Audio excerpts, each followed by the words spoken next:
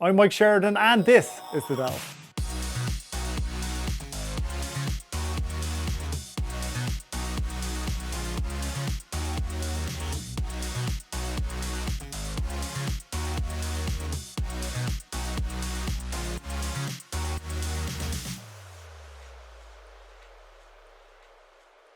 Hey folks, you're very welcome along to another episode of The Delve. It's episode 4, brought to you as always by Spotlight Oral Care. Use the code DELVE25, somewhere there or there, and you get 25% off at checkout of anything on site.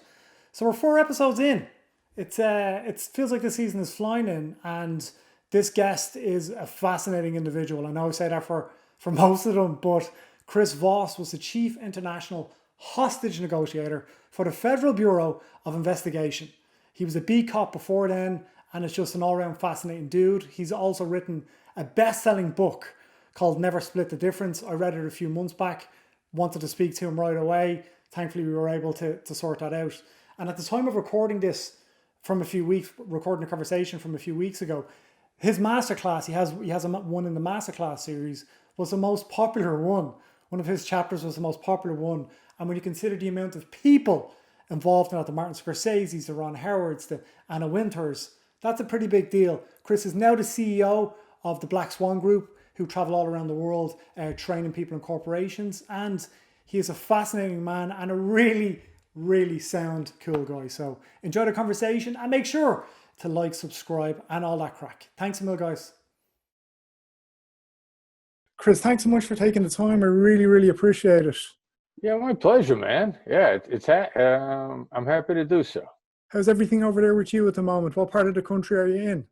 I live in Las Vegas, and it's relatively calm, for lack of a better term. In the middle of the desert? In the middle of the desert, yeah. Yeah, the desert's nice, man. I mean, I really like the desert a lot. So I sort of found myself here by accident, and it turns out to be serendipitous. I have to say, before we kind of really get going, I put up on my Insta stories that I was reading your book a few months ago, and I've never had a response like it.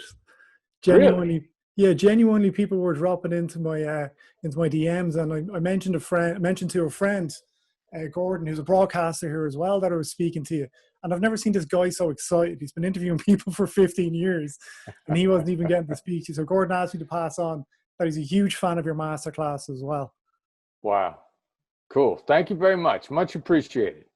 So I suppose like it's kind of, we're all in a bit of a funny space right now. I've done a couple of these. I'm used to sitting down and speaking to people, or having people come into a studio, or have me go to them with a crew. And the first thing I would do if I was meeting you somewhere would be to shake your hand and look you in the eye. And none of us can do that now. So how do you think that is going to unfold going forward, for be it in a corporate sense, be it in a broadcasting sense like this? It's a tricky one to navigate, right? I think it's going to end up being a real good add-on overall. I mean, I think it's going to force everybody to learn how to communicate better this way. And then when we can start getting back together, that will have almost become a bit of the status quo. But then we'll go back to interacting with each other, and we'll start to see how they fit together better. I mean, I think the net is going to be a significant gain. It's so awkward right now. So do you see it as kind of becoming more of a positive as everything kind of moves on and we move past?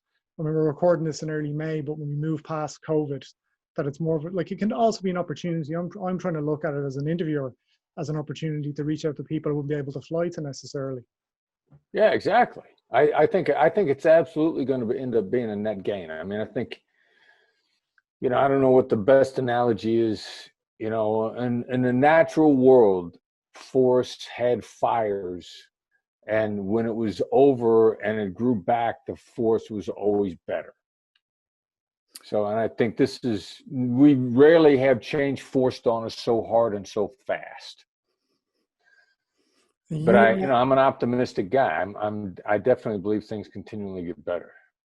And speaking of analogies, you had a really interesting analogy for what you do, where you aligned yourself somewhat with Phil Jackson. I was listening to a podcast you did, and like the NBA wouldn't be particularly huge here, but The Last Dance is just, I think, exploded everywhere in ESPN. So Phil Jackson is obviously a big coach. He coached Michael Jordan. Where did that analogy come from? Because you were dropped into these different places all over the world to help coach, like the local negotiators, I suppose. Yeah, I think I can't remember when I first got turned on. I think I first started reading Phil's stuff before he went to coach for the Lakers. He wrote a book called Sacred Hoops, and he talked about the blend of his spiritualism, because he was kind of a hippie guy, and he grew up. He had his parents were both Protestant ministers. The Last Dance doesn't really emphasize it as much as he did in his book, but his mother was the Bible beater of the two. I mean, she was, you're going to hell, fire and brimstone. She was a hard one. So then he was on an American Indian reservation, and he's exposed to American Indian spirituality. And then somewhere along the way, I think he found Buddhism. And so his entire philosophy was a combination of those things. And I was just like, I was into it, like spiritualism that's a blend of a variety of religions. And I remember reading that, and I wear an American Indian ring, and that's one of the reasons, because of his respect for the spirituality of it. And so then somewhere along the line, I heard Jeff Van Gundy point out that the best coaches are never the best players. There are always players that weren't quite the best, and they had to work really hard to figure it out. And I thought, geez, that's exactly Phil Jackson. So and if I try to tell people that I'm the best negotiator in the world, first of all, it's going to be nonsense.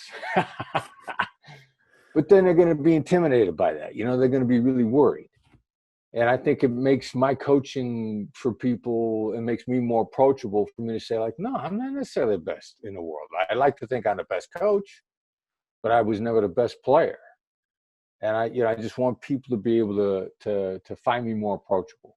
And that's one of the reasons. And plus I also think it's completely true. You see, when you think that somebody like Phil has a Kobe, who's a legend, or a Michael Jordan, who are top of their game at the time, or the legacy that's top of their game, where you don't know a lot of the time, I would guess, about what you're going in and who you're going to be dealing with locally, and that who you're going to have to coach to negotiate these life or death situations. Is that a whole other thing then do you need to grapple with? You need to kind of figure out their personalities, figure out how to best approach them. And is that a kind of a separate negotiation in itself, because these guys are learning on the job and as you're trying to coach them? We can find out pretty quickly who's coachable. It just, you start talking to people, and you get a family, you get a bunch of people in the family, you get business people. I mean, you say something and people, it goes over their head, they don't compute it, or you say something is new to them, and the guy goes like, oh, well, that's the guy who's coachable. I got a buddy of mine, a very good friend of mine. We went to high school together. Tom McCabe. He's the head of the head of US for the Development Bank of Singapore. So he's the head of an entire country. And we're both from the same small town in Iowa. And he's got no advanced degree. Like I got a master's from Harvard. Tom doesn't have that. He's got nothing. And he's the head of an international bank. He's he's done an IBM Watson commercial. Bob Dylan did an IBM Watson commercial. Tom did an IBM Watson commercial. We're from the same small town in Iowa. That's how impressed I am with this guy. But anyway, he likes to say he looks for people with flat heads. And you go, flat heads? What do you mean flat heads? He goes, yeah, it's when you tell them something, they go like, oh God, I should have seen that. Very good. Is that like a level of emotional intelligence, right? Is that what that is? Obviously, there's hard work involved, and he's good at what he does. Yeah. But there's so much of that, being able to read rooms and be able to, I know you talk about tactical empathy and that, but emotional intelligence seems to be a huge part of it. Well, I would call it first is a chicken and egg chicken and egg thing here. Which is first? I would call it first coachability. I mean, I think everybody is born with the wiring for emotional intelligence. Now, how quickly they pick it up, how coachable are they? I think I'm really coachable. I think I don't care what the best way to do something is. I just want to know what it is. Like, in the whole harsh interrogation techniques debate over terrorists. Like, I actually don't care which one works. All I want to know is what works. Is it rapport-based interrogation? Is it harsh interrogation? If harsh interrogation was more effective, I'd be in favor of it. I happen to know it's not. I've known that for a very long time. But, the people that say it's more effective, they can't make that case. And in any debate, so, the bottom line is, any debate, I really don't care what works. I just want to know what works. And I think that makes me coachable. Tom McCabe's emotional intelligence is astonishing. I don't know which one he started out with, whether it was coachability or emotional intelligence. I remember when we played basketball together in high school. I was struck. He was always a very personable guy, very sociable, very outgoing. He grew up in that environment. He and his brothers were some of the funniest human beings I ever ran across in my entire life. So he was always loud. And when I was in college, I watched him do things in bars. We grew up in the days of disco. I turn around and he's up in the DJ's booth singing "Take Me Out to the Ball Game" to the crowd. They've shut off a Donna Summer song so he and another guy can sing "Take Me Out to the Ball Game." And you look at that and you go like, the world has gone mad. That's almost like an introvert and an extrovert as well, right? Because even right now, some people have a lot of energy because they're introverts, so used to this. Other people get energy off people, and they're struggling a little bit, right? So it's that kind of balance too. Yeah, very true. And you keep reminding me of a phone call I got placed to an extroverted friend of mine, because those of us that are happy for the extra alone time, it's killing them. Those guys are not okay. And I've got a mastermind group. It's more of a personal mastermind than a professional mastermind. And he's part of that personal mastermind in LA, and we're meeting via Zoom now. And when the last conversation we had as a group, he came out and said, "Guys, I am not okay." And all of us are like, that didn't occur to any of us, and that makes all the sense in the world. That's fascinating. So it's a case of almost asking sometimes, and letting them know that it's okay to say that, or to have that conversation too. Yeah. You had the kind of not learning on the job is obviously difficult in the job that you did in the FBI for so long. But what I found, one of the things I found really fascinating about the book was when you decided you wanted to go into this department, you went and put yourself forward for it. And the lady who worked in the department, that headed up the department, told you to go and work for a suicide helpline for a while. And you went and did that, and then you came back. So what did you learn from that experience? Because it is not a job you can learn trial by fire. You cannot learn by doing this job. One would assume when the stakes are so high. Nah, that was, I learned a lot of things. First of all, I learned how quickly empathy accelerates decision making. And I remember the first thing I was blown away by when I got there. They right off the bat, they said, "All right, so you guys need to know up front, we have a time limit on every call. It's 20 minutes. And in point of fact, if it takes you 20 minutes to get something done, you're probably doing it wrong. If you do what we teach you to do, you're going to get done really fast." And I remember thinking like, that's insane. No, that's not possible. So I think I learned, I came to appreciate really how much of an accelerator empathy really is. We didn't know what emotional intelligence was back then. Nobody had any idea. Daniel Goleman hadn't come along. The phraseology wasn't out there. So I learned that. And then I was astonished at the difference in my communication tech that I'd learned. They did this really good thing. Day one, you go into the training, they give you a list of 10 possible things that somebody might say in a line. And so underneath, you're supposed to write what your response to that would be. And then you give the sheet back. Now I completely forget that we've done this sheet. Training takes two months.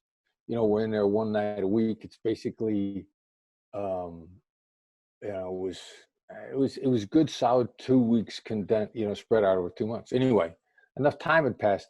They hand us back the sheets. Now my old boss used to say, my handwriting looks like I write with my feet. It's legible, but it really is just like really bad. So when they gave me that sheet of paper back, I recognized my handwriting. And if I wasn't so sure it was my handwriting, if you'd have told me I said those things, I'd have called you to a liar. I'd have called you a liar to your face. I'd have said to you, I would never have been stupid enough in my entire life to ever say anything that stupid as a response to somebody in crisis. But it's my handwriting, so there's no denying it. And I remember just being astonished, and I had no idea that I'd traveled that much space in that shorter period of time. So, it's relatively, if you get into it, you could pick it up. And so knowing that and learning that on a hotline, like, okay, so there's a long distance to be traveled here, but you can travel it quickly if you get into it. I think those were the two biggest things that I took away from that learning. Was learning to listen a huge part of it as well, or was that something you felt it already had from being a B cop and from being in the FBI? I had no idea I didn't know how to listen. I mean, we assume that and we must be listening when we're not talking, because we're either talking or listening, right? And that is just because you shut up doesn't mean you're listening. I mean, that is nowhere near the case. No, it ain't even close. And so, yeah, I mean, I had no idea, no idea what listening actually was, or that it was. I mean, it was so highly proactive, interactive. We didn't look at it as proactive at the time, and it's now why we talk about, me and my team, why we discuss tactical empathy, because it's highly proactive. I mean, it's highly proactive. It's highly tactical. The human mind is eminently predictable. It's been mapped. Psychologists kind of had a sense for kind of maybe how it might work. But with neuroscience, we know how it works. I mean, it's not a question. It's become hard science. So if you know how it works and you know how people shift their thinking and decision making, all right, let's kick it into gear. Let's be proactive. If I know that I'm getting ready to say something that's going to upset you, I mean, you don't got to be a genius to know that somebody's not going to like what you're getting ready to say. Because people say it all the time, look, I don't want you to be angry. That meant they knew you were going to get angry. And you could predict that within a 95% probability. So if I also know that if before I make you angry, I say, look, this is going to make you angry, that either you won't be angry at all, or it'll minimize it to the degree that you had no idea that ever happened. If I know from doing this enough times, then that's stupid of me not to anticipate that. Is that why you think, I know the tactical empathy is one of the most viewed chapters, or the most viewed chapter on the Masterclass series. Is that why you think it's reverberated so much, that people have responded to it so much because it was already there almost? Yeah, it's kind of crazy. There's a lot of stuff about that is kicked out that I know that Masterclass is astonished by, because I talked to them about it also. Not just that it's their most viewed course and their ads. I mean, the idea that more people are paying attention to me than Martin Scorsese is just absurd. That, I mean, is that's a sign of the apocalypse. But what you're But teaching them, I suppose, they can put into practice, right? they could put it into practice. I mean, Yeah. negotiation has consistently been shown to be this unmet need. Like every organization we've ever come across, whether it be a company or whether it be a professional organization, every time they're astonished at their people's appetite for negotiation. Every single time. And before the book came out, we used to have discussions with people, and they said, look, we're surveying our people, and they're not asking for negotiation. And we know our people. You know, it's kind of like a misinterpretation of the data, or, you know, if you looked at your data, you've got solid data to say that the sun goes around the earth. Your observable data, it's inarguable that when you get up in the morning, the sun's over there, and you stand still and you watch the sun go across the sky, and at the end of the day, it's over there. That's inarguable, and you are completely wrong. And so, and then the other thing that has blown everybody away is the audience and the buyers for negotiation are predominantly male. Like I spoke at Google Talks. There were 100 people in the room. We brought 30 books. The bookseller afterwards was like, I could have sold 60 books. Later that day, I'm at a talk, all women, 150 women. We don't move 20 books. Not 20. That happens over and over and over again. I speak at a conference, 300 women in a room. There are 300 of my books on a table outside the hall that they walk out of. They're free. All they got to do is pick them up. Fully half the books don't get touched. We get data over and over and over again that it's hard to get women to pick up something about negotiation. On Masterclass, the women are going nuts for it. It is all over the place. They are astonished at how heavily skewed the response rate is towards women. There's no way anybody could have guessed that. So we're trying to figure all this out. What is it about the presentation? Is it the environment? Is it because when they walked out of a room full of women that they were embarrassed to pick up a negotiating book in front of their colleagues? And if they were embarrassed, what exactly were they embarrassed about? Because to say that they're embarrassed doesn't tell you enough. But in the privacy of a masterclass setting, they're eating it up. So there's a lot of fascinating stuff out there that we just can't predict. Who'd have thought? Hey guys, sorry to interrupt the show. I just wanted to briefly tell you about our sponsor for this season of The Delve, Spotlight Oral Care, which is an Irish company founded by two Irish dentists. They're a sustainable company, they're an ethical company. So long story short about me and my teeth, I had my teeth straightened a couple of years ago. It made me hyper aware of oral care in general. Spotlight Oral Care really recognize that and do products specific for people. So I've been using their men's teeth whitening strips for a couple of weeks now. I've found it fantastic. I've also been using, which is the crown and the jewel for me, the Sonic toothbrush, which is just a phenomenal product. It's got 3 different settings. It's got a 2-minute timer, so you're cleaning your teeth for 2 minutes. I'm using their sensitive toothpaste, and you're cleaning your teeth for 2 minutes, and it just switches off. You're like, okay, I've brushed my teeth for the sufficient amount of time. They've also given us a discount code of DELVE25. So if you use the code DELVE25, you'll get 25% off any Spotlight oral care products on their site. Back to the show.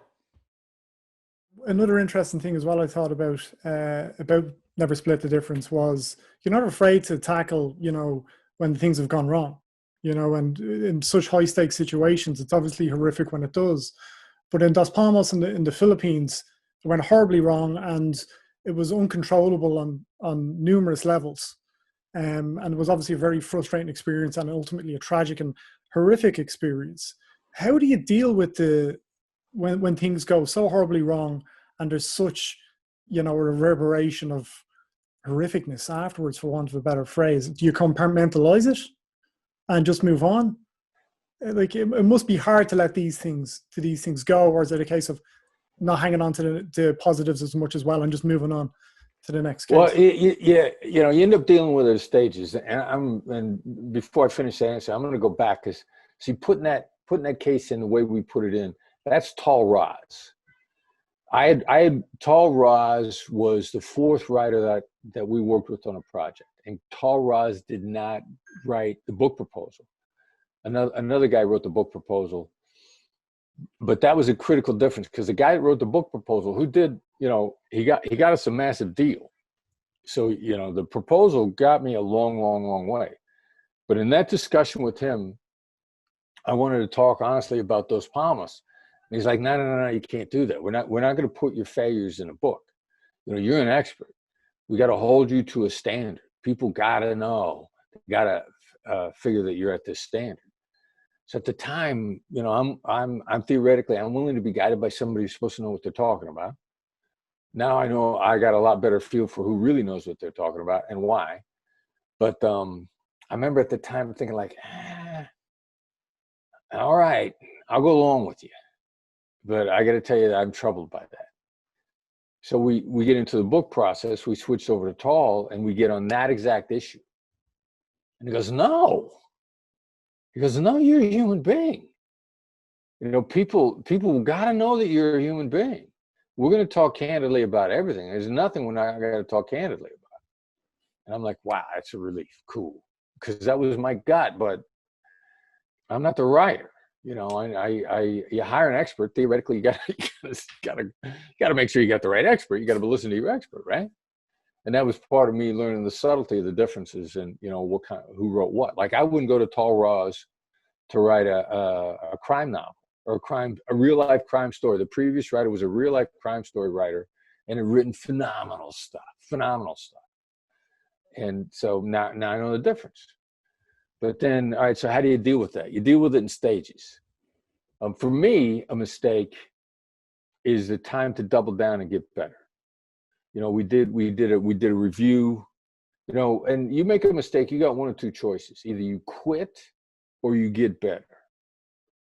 Those are the only choices. Now, either one of them might be a viable choice. And I wish I could think of his name. One of the Harvard Business School guys teaches negotiation, and he's got a great talk. His students have always loved him. And his philosophy is quit your way to success. Like if something's not for him, he says, screw it, and he moves on. And that process took him to Harvard Business School where he's ridiculously happy. So his strategy is, I quit my way to success. All right, so that's one viable outcome. That's not that's not me. But, you know, that's no bad on either one of us.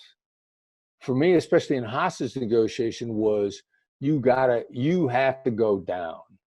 And then I want to see what you're made of when you go down. And we did an after action on the Burnham thing. What do we do wrong? No, we didn't do anything wrong. So to me, that tells me we got to get better. You know, double down and get out. And my view was to double down. And then consequently, in that business, you have to recruit people that have gone down in flames and decided to double down. Because they're gonna face the same catastrophe in some format again. An ambassador is gonna look them in the eye and tell them no. And you got to be willing to tell the ambassador, boss, you're in charge, but I quit if you don't do it. We are out of here. Or some commander you have to be willing to go to the mat over. You have to be willing to go down over what you believe to be what's right. If you're literally in a life-saving business. And so then I would watch the cases, and every single negotiator somewhere around double digits. And in point of fact, most negotiators don't get to double digit cases, so they probably never had a failure. But I always look for the guys and the gals that have been through failures and showed their resilience by coming back. because they were either gonna double down and they were gonna get better, or they were gonna quit. They were gonna say, you know, this negotiation stuff, this ain't for me. I'm gonna go do something else. I'm gonna go work crime scene. You know, I'm gonna do something where people don't die in front of me. Fair enough. Yeah. Why do you And think they then I burned would out? recruit them specifically for that reason. And they would go, why are you coming to me? Somebody just got killed on my watch. And I would say, that's exactly why I'm coming to you. But why do you think they burn out? Why do they not get to those double digits? To just, it's too much, just life or Well, that situation, like you said. you know, in point of fact, most negotiators, you just don't get that many opportunities. I mean, unless you're running the team that's going overseas, you might go overseas once a year, because every negotiator's got a day job. So every negotiator, you start out with it as an additional duty.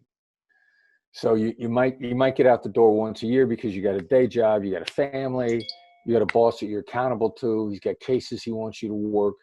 If you're a negotiator and you're any good, you are making cases in your division, and you are making your boss look good.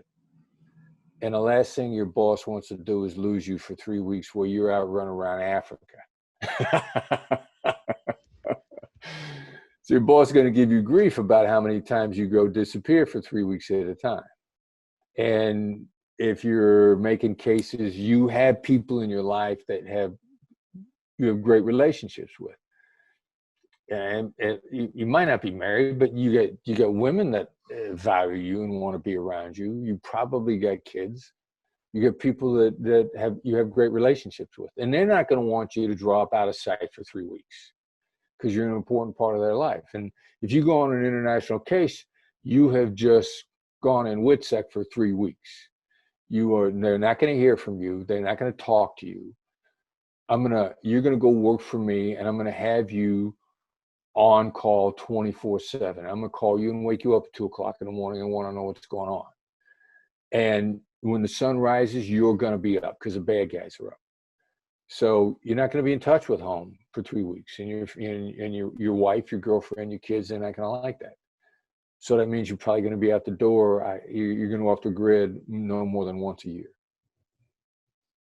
I don't want to keep you much longer, Chris. Really appreciate your time.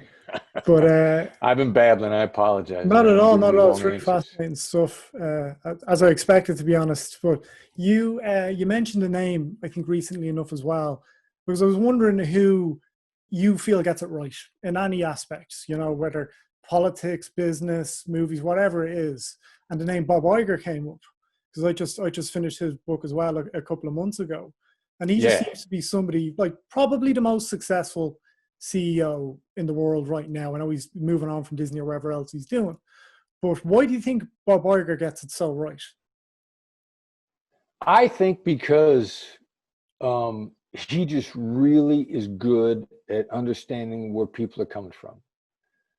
And he's good at deference.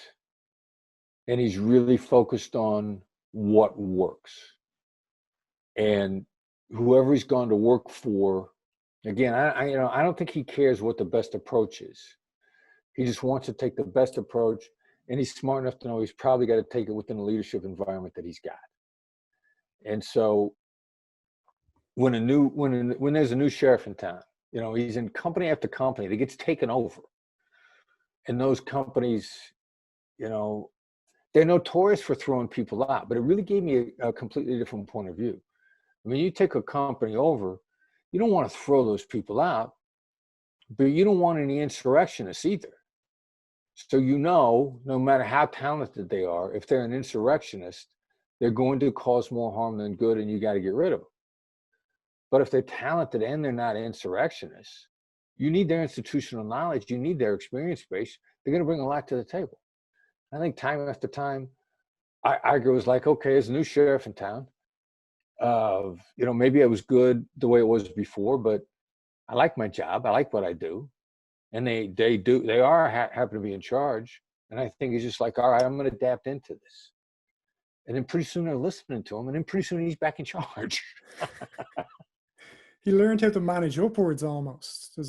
He talks about taking responsibility for something that wasn't necessarily his fault, and how his boss looked at him in a different way. from then on inwards. He just put his hand up and went, "Yep, look, I'll take the bullet on that one." Yeah, it's